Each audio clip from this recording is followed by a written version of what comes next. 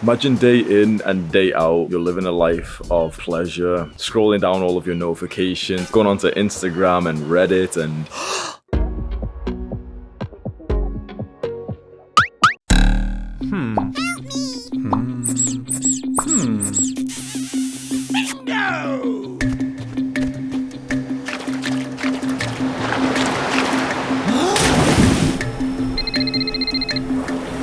Hello?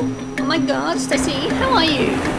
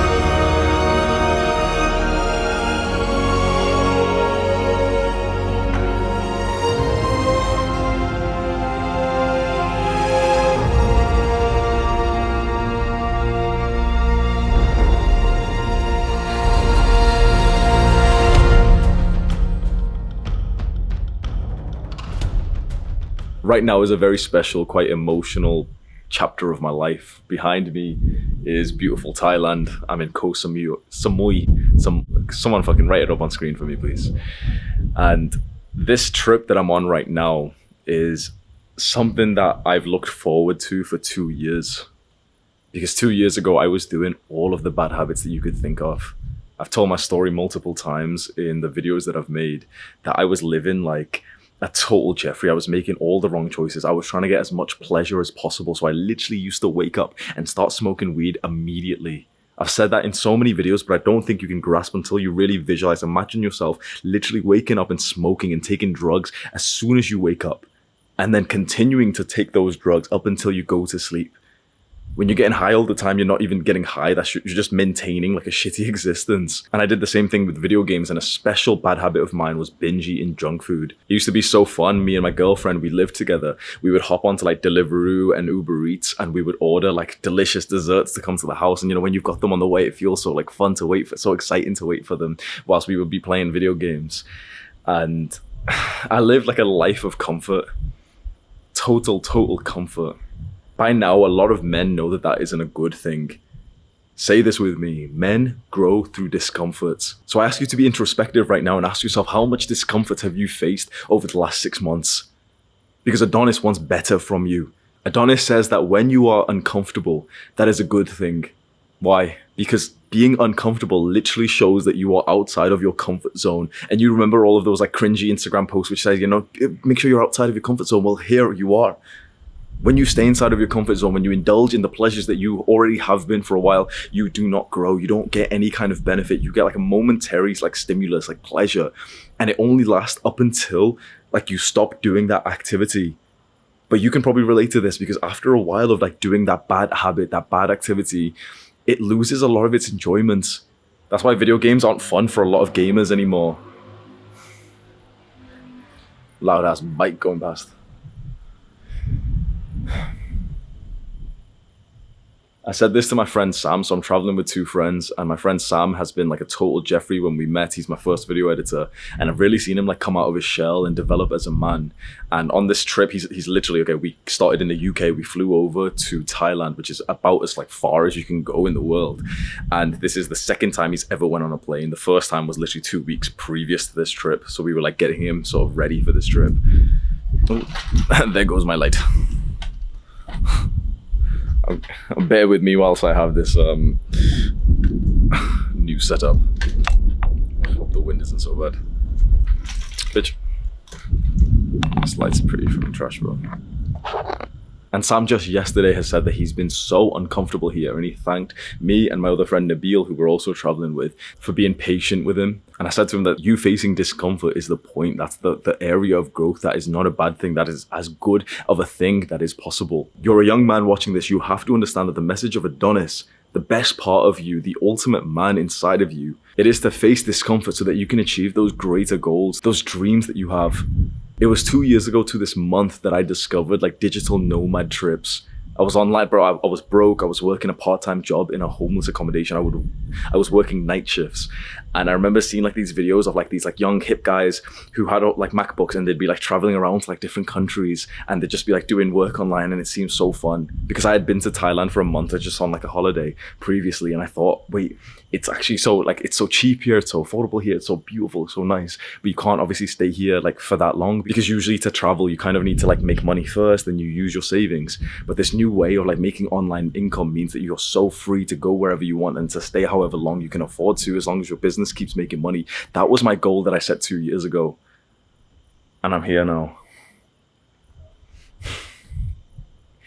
Right now you can't see, but it doesn't do it justice, but there is so much beauty here, not just for the scenic view around me, but especially with the people. Because at least for me, like the people, how warm they are in a place is so important. I love being around people who are like smiling, who are so friendly. And when I've lived in previous places, like I've lived in the UK, in Manchester, when I've lived in cities, it isn't the same vibe. Like people walk past you, they're fucking AFK. People walk past you and they literally like don't even acknowledge your existence. They're like kind of pretending that you don't exist. They're not looking at you. They're looking directly forward in a mind of their own, because they don't meditate, because they're always overstimulated, because they're thinking about the past or the future. And I used to be one of them. You used to be one of them before we started self-improvements, before we got onto holistic self-improvements.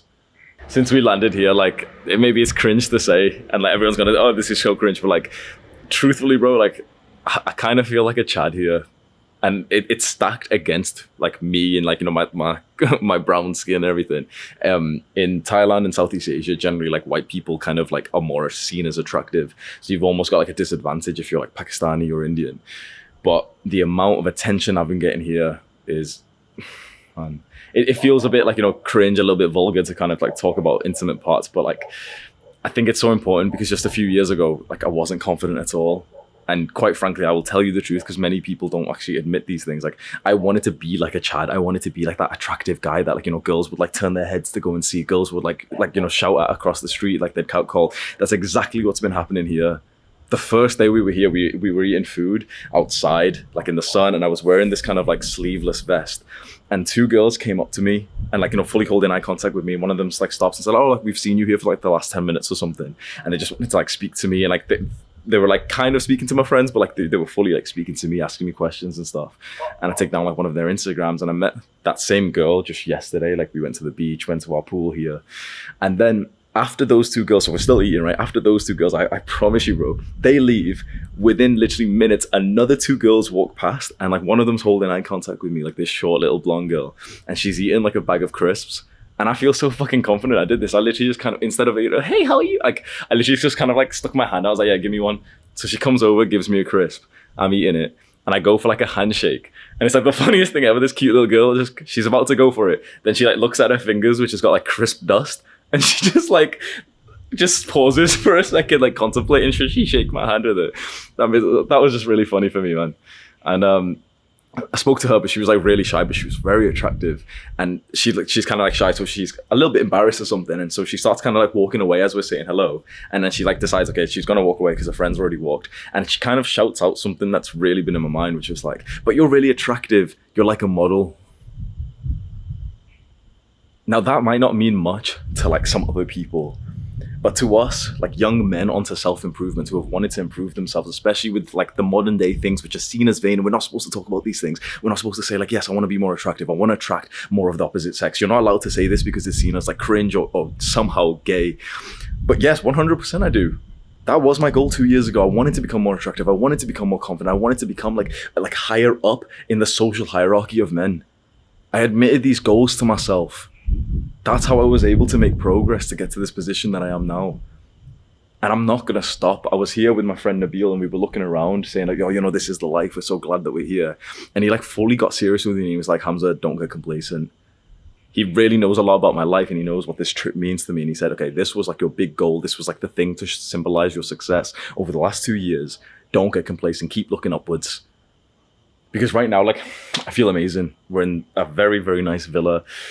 Beautiful views around. Like what you can see right now doesn't do it justice, but we have beautiful views around. We've got like motorbikes. We've just been living good. We've been training hard. We just did gym and Muay Thai today. And life's good, man. But I know for a fact that if I get complacent, I know for a fact if I say, oh yeah, goal achieved, so I'll stop here, like everything will start going downhill. And I've done that previously. So I'm not going to stop. But it's a beautiful position to be in, man.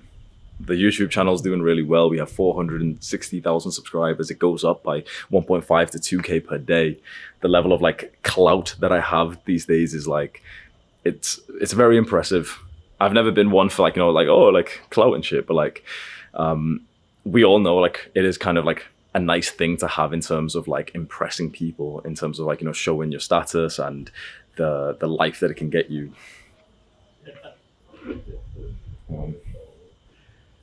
Sam and Nabila downstairs like laughing around and we were just like freestyle rapping and stuff, and like I feel so good, man. I really, really feel so good. This is what 2 years of just trying to be like, this is what 2 years of trying to be more like Adonis has led me to. So beautiful, because if I think back 2 years ago, the life that I was living, it was so weird. Like I was living a life full of indulging in pleasure, in fun, and I am having more fun now. You can probably relate to that. In your, like the previous chapters of your life when you were more Jeffrey brained and you were doing more Jeffrey activities, more instant gratification, you're only focusing on having fun, playing video games, watching Netflix. It's like the level of fun you were having doing those fucking Jeffrey activities was like a 4 out of 10. Whereas after a while of being on self-improvement, of trying to be more like Adonis, taking Adonis's wisdom, it's like your fun level is like 6 out of 10. But what's so interesting is that you're not particularly like trying to have fun, like trying to, indulge in pleasure. You're doing the good habits. You're meditating, you're journaling, you're exercising, you're speaking to more people, you're going out in nature, you're jumping over puddles. It's a win-win. It's of utmost importance that you continue following Adonis's principles, that you continue taking the Adonis path. Every decision in front of you has a Jeffrey or an Adonis path. Every single decision.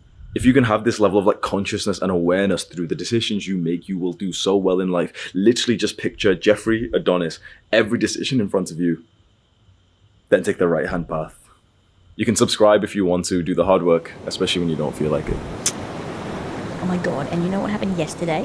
When I went to the party, I got there right and she had the same dress as me. And you know what she said to me? She said I should take my dress back. What a fucking rude bitch.